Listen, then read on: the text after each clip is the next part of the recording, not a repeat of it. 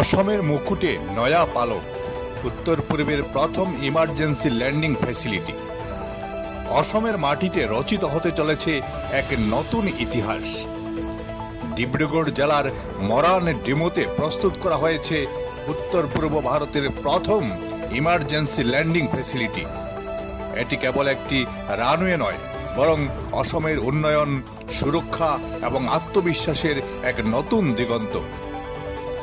এই বিশেষ ল্যান্ডিং স্ট্রিপেই অবতরণ করবে প্রধানমন্ত্রী নরেন্দ্র মোদীর বিশেষ বিমান। যুদ্ধকালীন পরিস্থিতি বা প্রাকৃতিক দুর্যোগে বায়ুসেনার বিমান জরুরি অবতরণের জন্য এটি ব্যবহার করা হবে। যাতায়াত এবং কৌশলগত অবস্থানের দিক থেকে অসম এখন আরও শক্তিশালী। উন্নয়ন, সুরক্ষা ও ভবিষ্যৎ, এই তিন স্তম্ভের উপর দাঁড়িয়ে অসম আজ ভারতের গর্ব।